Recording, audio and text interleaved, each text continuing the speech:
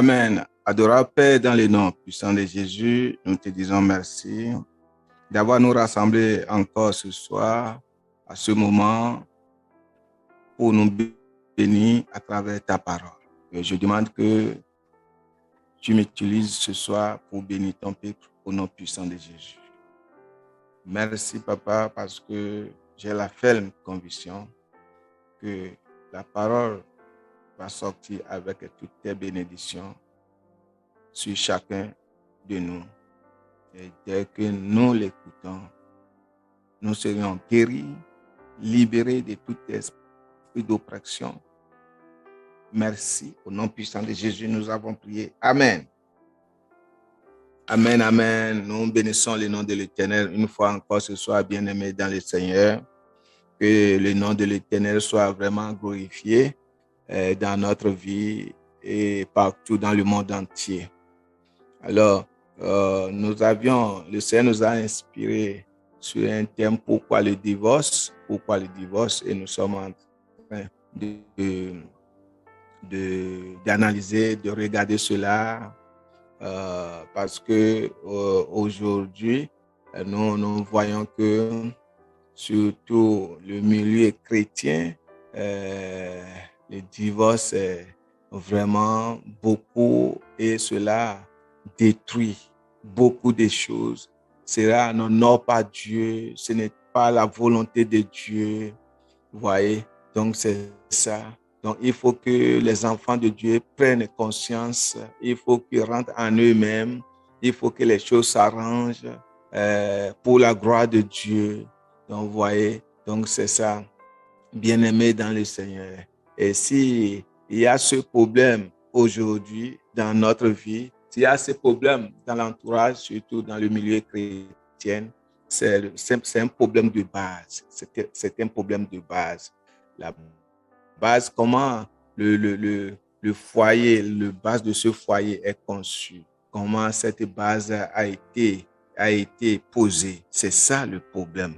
Le problème vient de là. Ce n'est pas forcément le diable, ce n'est pas la sorcellerie, ce n'est pas... Non. C'est la méconnaissance de Dieu même. Lorsque les enfants de Dieu ne connaissent pas la volonté de leur Dieu, ils font la volonté de l'ennemi. Alors, vous voyez, lorsque surtout les jeunes qui nous écoutent en ce moment, ces jeunes doivent vraiment prendre conscience afin que l'erreur que nos parents ont fait, l'erreur que nos aînés ont commis, et que ces jeunes-là ne commettent pas les mêmes erreurs. Parce que le mariage ne se fait pas au marché, le mariage ne se fait pas dans les rues, le mariage ne se fait pas, je sais pas, à l'école. Je m'explique. Quand je dis le mariage ne se fait pas au marché, tu ne peux pas juste rencontrer quelqu'un au marché et vous commencez par discuter, je t'aime, et comme ça, il connaît ta maison, vous connaissez, et c'est ça le mariage. Vous voyez? Donc, beaucoup de personnes ont conçu les foyers comme ça. Vous rencontrez à l'école, vous ne les connaissez pas ni d'Adam ni d'Ève, et je t'aime, et voilà. Et on dit c'est mon fiancé, c'est ma fiancée, et c'est la grossesse, et bon, il est devenu ta femme, tu es devenu son mari, etc. Oh, bien-aimé, ça, c'est très grave. Et là, il n'aura pas de confiance. Et surtout, je parle surtout à ce point, je parle surtout aux enfants de Dieu. Aux enfants de Dieu, tous les enfants de Dieu qui se marient de cette manière, qui se marient même, on se marie sur Facebook. On rencontre l'homme sur Facebook, on fait le cherching, on rencontre l'homme sur Facebook, la femme sur Facebook. Et à travers le Facebook, on se marie. Non, bien-aimé, tu ne peux pas conduire ta vie comme ça. Cela ne peut pas marcher. Ça va toujours s'aboutir à la destruction. à la catastrophe. Et c'est ça ce que nous voyons aujourd'hui. Non, non. Surtout enfants de Dieu. Surtout les enfants de Dieu. Est-ce que vraiment, toi, tu es enfant de Dieu? Est-ce que tu es vraiment l'Esprit de Dieu? L'Esprit de Dieu est vraiment en toi? Est-ce que comme la Bible dit que nous sommes le temple de Dieu? Dieu habite en nous. Est-ce que Dieu habite en toi vraiment? Est-ce que Dieu t'a vraiment appelé? Voyez. Donc ça, c'est qu'il faut analyser cela. Tu connais qui tu es? Tu connais qui tu es? Donc analyser cela. Donc les aînés, les parents, beaucoup ont fait ces erreurs. C'est ça qui fait que beaucoup d'entre nous, des enfants, par-ci, par-là, souffrent aujourd'hui, désertés, des problèmes par-là, etc. Et beaucoup sont morts même dans cette affaire. Bien-aimés dans le Seigneur, ce n'est pas la volonté de Dieu. Le mariage n'aime pas. Le mariage n'est pas parce que tu as besoin d'un homme ou bien parce que tu as besoin d'une femme. Non. Le mariage, c'est au-delà de j'ai besoin d'une femme, j'ai besoin d'un homme. Le mariage, c'est au-delà de ce qu'on pense du sexe. Non. Le mariage, c'est au-delà. C'est une vision. C'est une vision. Tu veux te marier à qui? La personne a quelle vision? Est-ce que c'est compatible? Tout ça, bien-aimé, nous devons analyser avant d'entamer quel qu'en soit cheminement, avant d'entamer quelque chose. Nous devons analyser. Donc, cette erreur a détruit beaucoup de choses et continue de détruire beaucoup de choses. Faisons attention. Alors, ceux-là, peut-être qui sont au point de divorce, ceux-là qui sont peut-être qui ont des problèmes dans leur foyer. Je prie pour vous que la paix de Dieu règne. Cherchez une solution pacifique. Ce n'est pas le divorce qui est vraiment la solution, la vraie solution. Oui, tu vas dire, non, mon frère, est-ce que tu connais comment ma femme me traite? Tu connais comment l'homme me traite? Oui, je ne connais pas. Mais le problème, ce n'est pas qu'il te traitait comme ça dès le début, mais tu ne sais pas, c'est maintenant que tes yeux sont ouverts. C'est la base. C'est votre base. Donc, cherchez une voie pacifique. Cherchez une voie pacifique dans l'esprit de pardon et dans l'esprit d'oubli et continuez. Parce que lorsque tu laisses cette femme, lorsque tu quittes cet homme, le meilleur où tu as déjà fait l'erreur. Prie pour que Dieu change cette erreur maintenant en bénédiction. Devons prier pour que toi qui as déjà ce problème-là, prie pour que Dieu change cette erreur en bénédiction. Car tout est possible à notre Dieu. Surtout lorsque tu demandes pardon, je ne savais pas, et que tu as l'esprit de repentance, les choses vont changer. Vous savez, dans le livre de Marc, chapitre 4, du 4e verset au 9e verset, quelque chose s'est passé là. Nous allons regarder, nous allons lire, voir ce qui s'est passé là. Si vraiment Jésus, le maître qui nous a appelés, s'il est d'accord à ce qui se passe aujourd'hui autour du divorce des chrétiens. S'il a vraiment validé cette idée. S'il a vraiment accepté cela. Parce que nous devons suivre la parole de Dieu. Nous devons agir selon ce que Dieu veut pour nous. Nous n'allons pas agir selon ce que notre chair voulu pour nous. Selon notre pensée. Non, bien-aimé, tu es vraiment enfant de Dieu. Tu dois agir selon l'Esprit de Dieu. Si vraiment tu es chrétien et le Christ t'a vraiment appelé, il est en toi.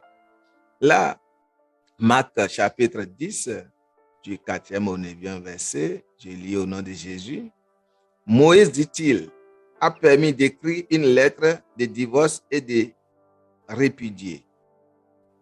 Et Jésus leur dit, c'est à cause de la dureté de votre cœur que Moïse vous a donné ces préceptes. Verset 6.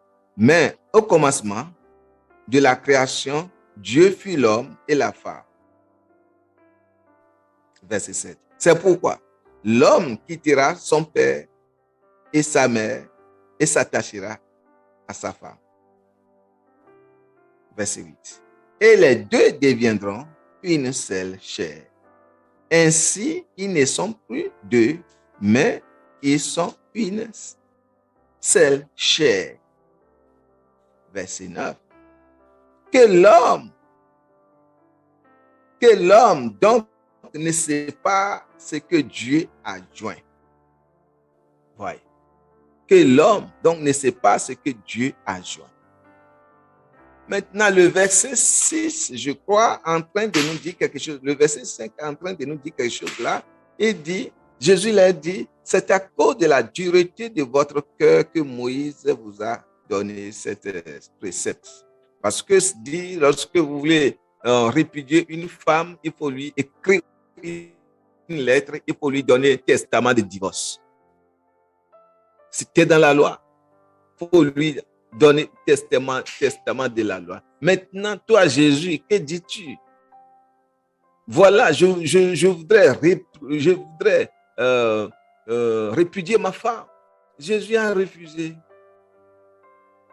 Et d'autre part, il a dit, sauf s'il y a cas d'infidélité.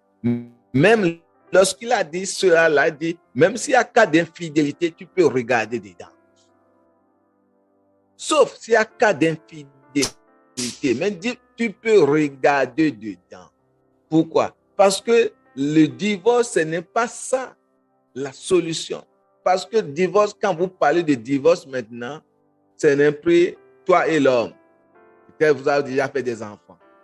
Vous voulez divorcer les enfants aussi? Parce que dès qu'il y a ce divorce, dès qu'il y a ce problème, les enfants ont des problèmes. Les enfants n'auront pas une éducation fiable. Maman va dire pour lui, papa aussi va faire pour lui. Et maintenant, vous voyez, les enfants seront tourmentés, bien-aimés dans le Seigneur. C'est pourquoi le Seigneur, dès le départ, l'a dit non. Et il nous dit ici que c'est à cause de la dureté de leur cœur, la méchanceté de leur cœur, la rébellion de leur cœur, et qui a fait que Moïse les a prescrit cela. Moïse leur a dit, oui, si tu peux répudier ta femme, et en le répudiant ta femme, il faut faire comment? Il faut lui donner, il faut vraiment lui donner le testament ou bien une papier prouvant que cette femme est divorcée. Nous allons regarder ce que Matthieu a dit de cela dans le livre de Matthieu, chapitre 19. Alors, je lis. Matthieu 19, verset 7. Pourquoi donc, lui dit-il, Moïse a-t-il prescrit de donner à la femme une lettre de divorce et de la répudier? Il leur répondit, c'est à cause de la dureté de votre cœur que Moïse a permis de répudier vos femmes. Au commencement, il n'en était pas ainsi. Mais je vous ai dit que celui qui répudie sa femme, sauf pour l'infidélité, et qu'en épousant une autre, commet un adultère. Ses disciples lui disent, si elle est... Non, c'est bon. Matthieu chapitre 7, Matthieu chapitre 19, du verset 7 au 9e verset. Je viens de lire le 9e verset. Alors, voilà. Matthieu 19, 7 à 9. Et dit, pourquoi donc dit-il, Moïse a-t-il prescrit pourquoi? Ils sont en train de poser pourquoi Moïse a prescrit, a donné cette loi de répudier les femmes et maintenant donner une lettre de divorce. Et il leur répondit, c'est à cause de leur dureté, de la dureté de leur cœur, et que Moïse a permis de répudier vos femmes. Au commencement, ça n'était pas ainsi. Au commencement, ça n'était pas ainsi. Il n'y a pas de divorce. Et est-ce que maintenant il y aura de divorce? Non, il n'y aura pas de divorce. Bien aimé, il n'y aura pas de divorce. Et il dit, maintenant, si quelqu'un tente, dit, je vais divorcer. Si tu veux vraiment divorcer, cela veut dire que tu ne veux pas te marier. Tu vas rester comme ça. Pourquoi? Parce que le verset 9 nous dit, lorsque quelqu'un qui est divorcé, quelqu'un qui a répudié sa femme, quelqu'un qui est divorcé, ne peut pas, lorsqu'il se marie, celui-là commet quoi? De l'adultère. L'adultère, cela veut dire qu'il se marie. Bon, devant Dieu, lui se dit mariage, mais devant Dieu, ce n'est plus mariage. Parce que le mariage en question doit être considéré si ta femme ou bien l'homme, le mari est mort. Si l'un a quitté la terre, là maintenant, le mariage peut être accepté selon Dieu. Mais si l'autre est vivant et vous dit, je l'ai déjà divorcé et le gouvernement vous a séparé et je vais encore aller remarier. Mais tout d'abord, la question est ceci. L'homme chez qui ou bien la femme chez qui tu veux, la femme qui tu veux aller marier de nouveau, ou bien l'homme tu veux marier de nouveau, mais est-ce que tu as, je ne sais pas, est-ce que tu as quelque chose pour tester vraiment son esprit, pour tester vraiment son caractère, pour tester, pour voir que il ne serait pas le pire que celui donc que tu viens de laisser ou bien de celle donc que tu viens de laisser? Est-ce que tu peux le tester? Non, c'est une aventure. Comme tu as commencé l'autre dès le départ, comme tu as fait le premier, c'est une aventure. Tu veux encore essayer. En essayant, bien aimé, c'est ça qui fait que les hommes ou bien les femmes se retrouvent à 5 maris, à 5 femmes différentes, comme la femme dans les livres de Jean chapitre 4, Jésus a rencontré sur au bord du puits. Cette femme samaritaine que Jésus a dit, va appeler ton mari. Voyez, elle essaie, elle dit ça là, c'est pas bon. Elle dit ça là, c'est pas bon. Ça là, ce n'est pas bon. Ça là, ce n'est pas bon. Qui serait bon? Jésus l'a rencontré. Il va appeler ton mari. Et c'est de là que Jésus lui a révélé que oui, la révélation lui a été donnée là. Et elle a dit, regardez, ça doit être le Messie. Il a dit tout de ma vie. Il a dit tout le secret de ma vie. Bien-aimé dans le Seigneur. Le divorce, ce n'est pas ça la solution pour les chrétiens. Surtout pour les serviteurs de Dieu. Pour les serviteurs de Dieu. Le divorce, ce n'est pas la solution. Cessons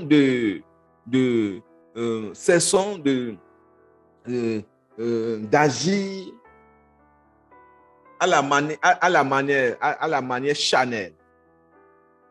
Dieu n'aime pas dedans.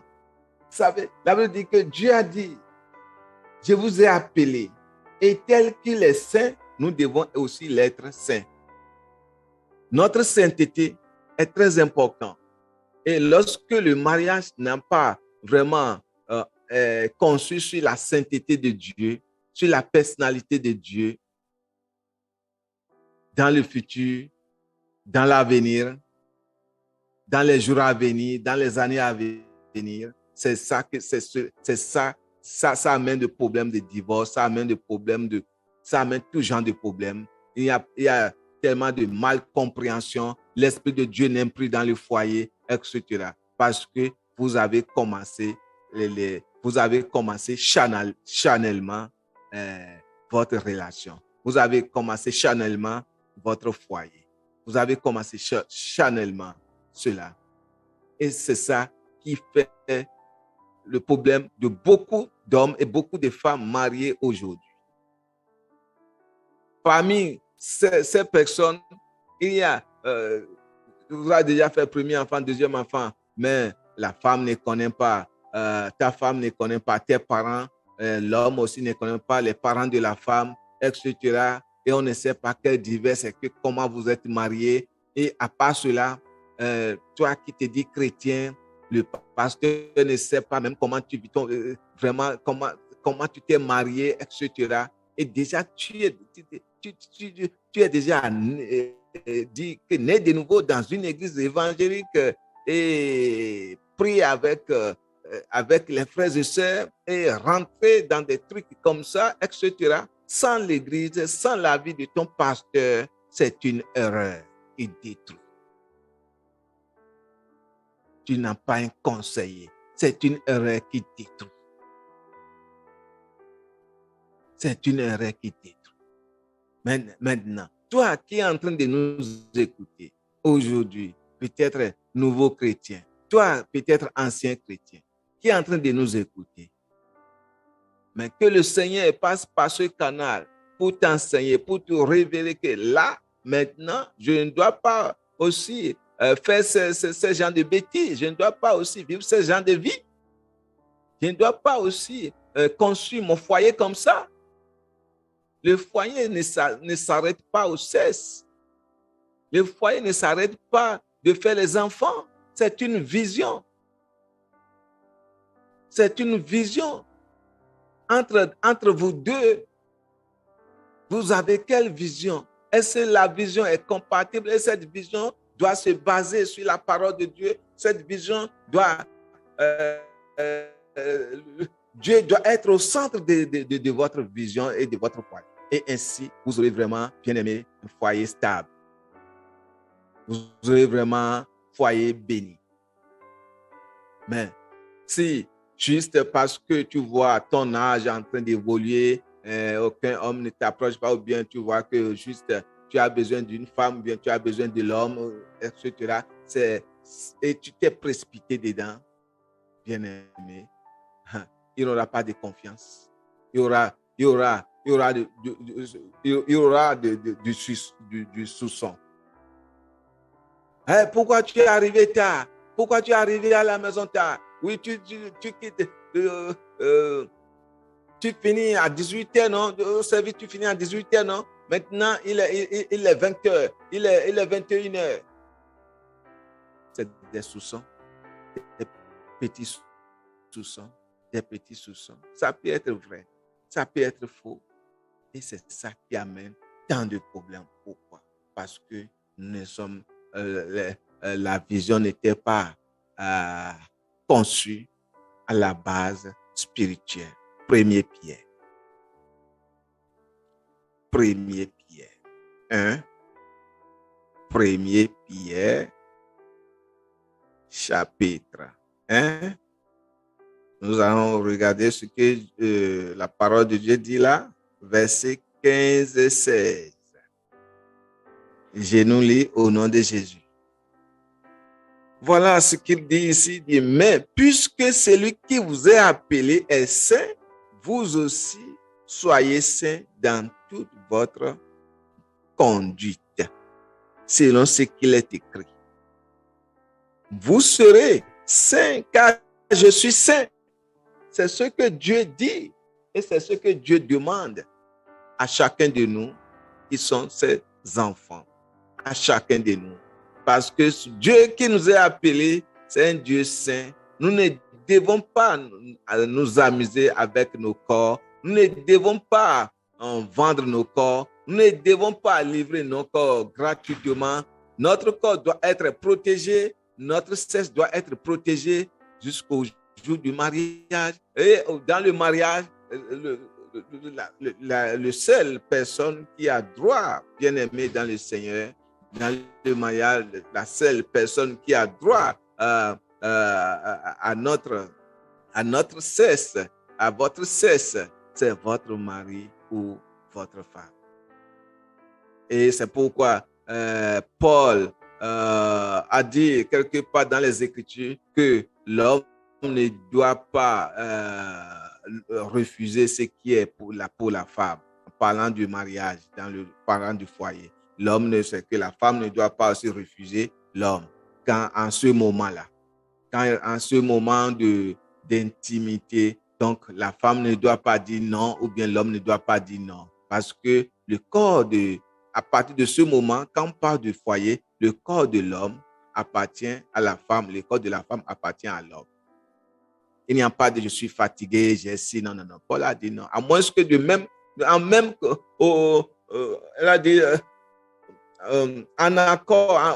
même encore que vous voulez aller à la prière et vous voulez dire ok, nous voulons jeûner 2 jours, pendant ce temps, nous n'allons pas nous toucher. C'est seulement ça. À part ça, il n'aura pas de raison, bien-aimé dans le Seigneur, il n'aura pas de raison que tu dois refuser à ton partenaire et dire que quelqu'un ne doit pas quelque chose à son partenaire. Il ne doit pas de raison. Il a dit pourquoi Paul est en train de dire cela? Pour que vous ne tombiez pas dans cette tentation de la chair, pour que ton homme ne sorte pas voir une fille dehors, voir une femme dehors et aller faire du désordre dehors. Donc, c'est pourquoi l'homme doit prendre soin de sa femme et la femme aussi doit prendre soin de son homme. Et quand je parle maintenant à ceux-là qui ont de foyer, pas ceux-là qui vivent une vie de désordre. Non. Et j'avais dit la fois passée, et si peut-être votre vie vraiment jusque-là, l'Église n'en sait rien. Jusque-là, vos parents ne sont pas au courant. Ce qu'ils entendent, ma fille a marié quelqu'un, il est en Europe, il est en Afrique, bien, mon garçon a une femme. Il faut réparer cela. Réparer cela avec les parents, réparer cela avec l'Église, afin que vous recevez les bénédictions des parents et les bénédictions de Dieu par l'Église. Mais tant que cela n'est pas réparé et que vous vivez ce genre de vie et vous appelez femme et vous appelez homme, femme, etc., bien-aimés dans le Seigneur, vous aurez continuellement des problèmes, des difficultés et finalement cela aboutit à des divorces et ça va tourmenter la vie des enfants. Donc, nous sommes saints. Vous êtes saints. Donc, nous devons pratiquer la sainteté que Dieu nous a appelés à faire. Parce que vous serez saints. Dit, vous serez saints car je suis saint. Dieu, c'est une commande. Dit, vous serez saints. Dans 1 Corinthiens, dans le livre de Corinthiens, 1 Corinthiens, chapitre 6, nous allons encore regarder quelque chose là. À partir du verset 15.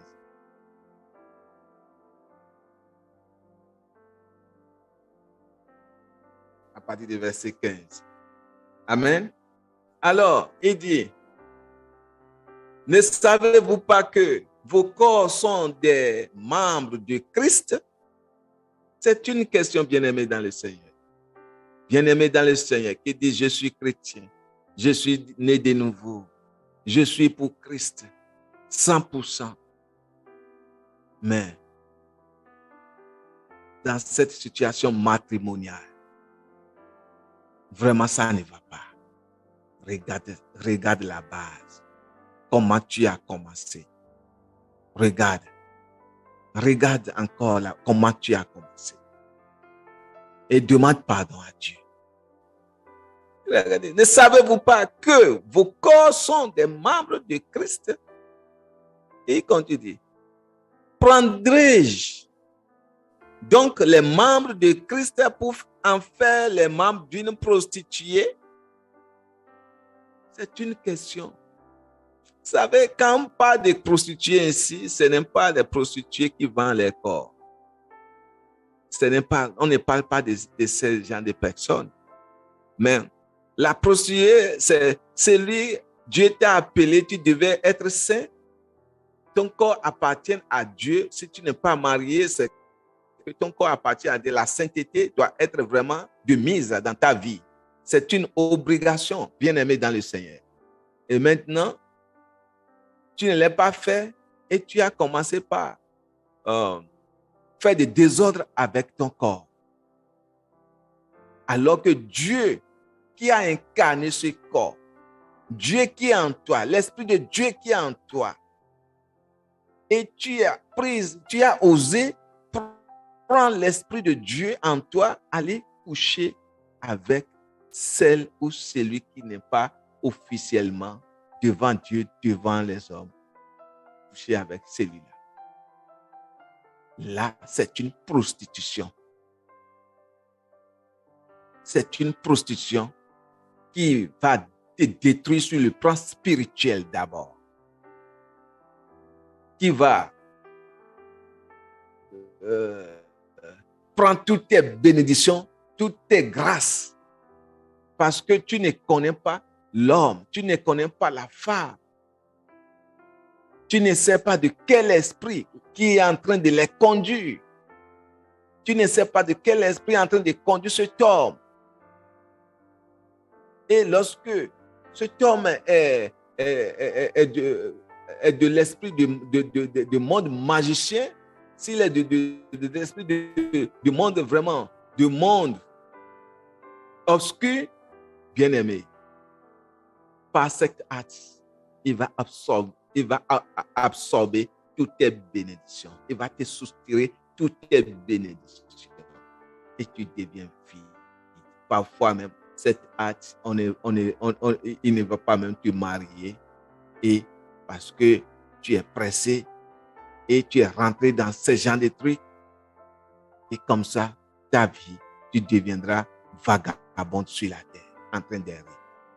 Cherchant qui te marier. Tu peux être femme, tu peux être homme. Oui. Cherchant qui te marier et tu n'en trouves pas. Alors, bien-aimé, ne te culpabilise pas parce que tu as écouté ce message. C'est un moment de quoi? De la repentance. Oh Seigneur, je ne le savais pas. J'avais vivre dans l'erreur. Oh Seigneur, pardonne-moi. Pardonne-moi. Ma base a été faussée. Délivre-moi. Donne-moi l'idée. Seigneur, à partir de maintenant, je renonce le divorce, le plan de divorce dans mon cœur. Je le renonce. Je ne veux pas aller au divorce, mais aide-moi. Je suis en train de mourir. Oh Seigneur, viens à mon aide. Appelle-le sincèrement. Appelle-le bien-aimé dans le Seigneur. Du fond de ton cœur. Comme Jérémie a dit, Jérémie 33, verset 3, il dit, invoque-moi. Je te répondrai et je te montrerai des choses cachées. Donc, c'est un moment de repentance, bien-aimé dans le Seigneur. Un moment où tu vas t'agenouiller, tu vas dire, Seigneur, répare mon mariage. Oh, toi qui es jeune, qui est à l'église, qui est désespéré, qui est en train de sortir avec des gens, le moderne, les gens du monde. Arrête. Stop. Le Seigneur t'arrête dans cette relation. Ça va détruire ton destin. Arrête. Que Dieu vous bénisse.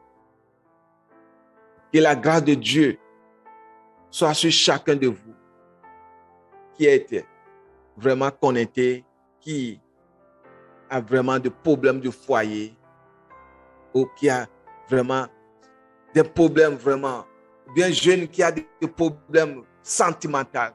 que Dieu, la parole de Dieu que tu écoutes ce soir te guérit. Au nom puissant de Jésus. Et à la prochaine. Que Dieu nous bénisse tous. Amen.